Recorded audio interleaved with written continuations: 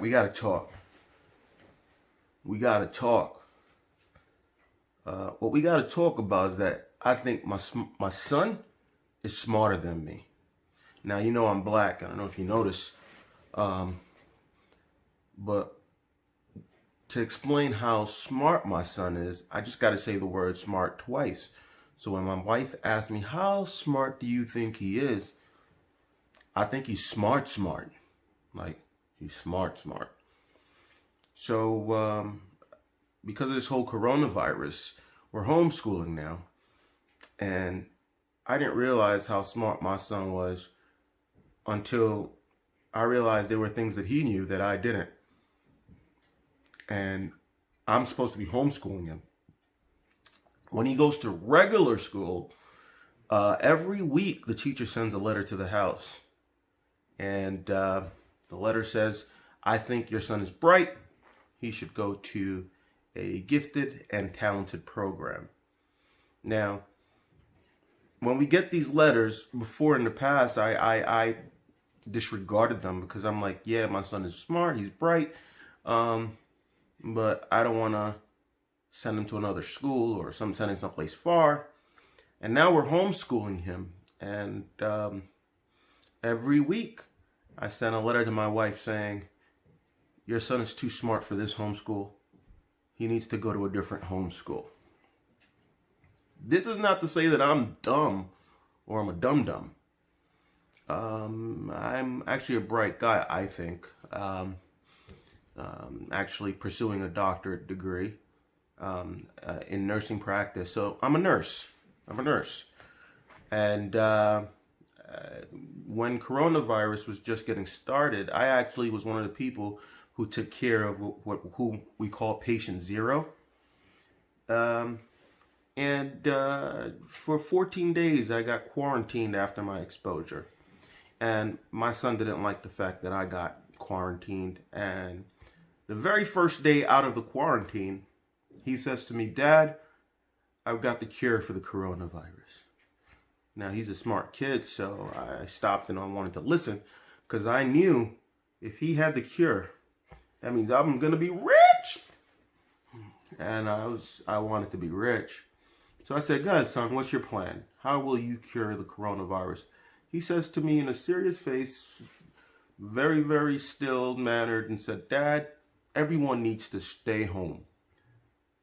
Because he said, they say the way you get this virus is if you go outside and somebody coughs and sneezes and you go touch where they just coughed or sneezed, or God forbid, inhale wherever they just coughed or sneezed, and now you've got it. So the simple way to not get it is for all of us to stay home. I looked back at him and said, "You know what? We can't monetize that. So that's not a good idea. Go back to the drawing board, think about it, because there's no way I'm going to make money off that." The very next day, Governor Andrew Cuomo, who's the governor of New York State, comes on and says, "I'm shutting down New York State. I want everybody just to stay home, and unless you're an essential worker, you can't leave your house. Stay home." All right. Now my wife's in the kitchen with my daughter. They're doing something. And my son is sitting with me on the couch to my left. And he just heard what he told me yesterday from the governor. So I pause the TV. I turn around, look to my son on the left. He stops playing his video game, looks back at me, and goes like this. Now, first of all, who the hell are you shrugging your shoulders to? I know you know you're right. You said it to me yesterday. I know you know. I would have preferred, and I told you so. That would have been fine, but don't come here and shrug your shoulders. Now, the level of disrespect did not stop there. I mean, I'm a grown man. This little boy, let me tell you what he did to me a couple of days ago. So we wake up one morning, and my wife goes outside to start the vehicle, our van, and unfortunately the van did not want to start that day. In my haste, or in my being a great husband. I ran outside, I tightened the terminals, I put a booster pack on it to try to jump start the car. I looked at all the fuses, I tapped on the starter, I checked the tension on the alternator. I did everything I knew I could do. But everything I did not work. This van did not start. I said, babe, don't worry about it. I'll take another look at it later. The next morning I wake up, my wife said she's on her way to the groceries.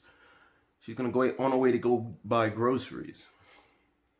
Now, I know she's not going to take my car. First of all, I drive a stick shift. And I know she's not going to take my car. Now I'm like, well, the van didn't work yesterday. What changed? What happened? I looked at everything. And she said, don't worry about it. Micah fixed it. Micah's my son. First of all, I didn't even know my son was a mechanic. This is news to me. Second of all, I did not even know he knew how to drive. The hell? And I felt defeated, deflated. I could not figure it out. But this 10-year-old boy was able to figure out what was wrong with it. Now, I didn't want to cry in front of my wife, so I waited for her to leave. And then when she left, I called my son into the room. I said, come here. I said, son, listen to me. You're not in trouble today because you fixed the van. No.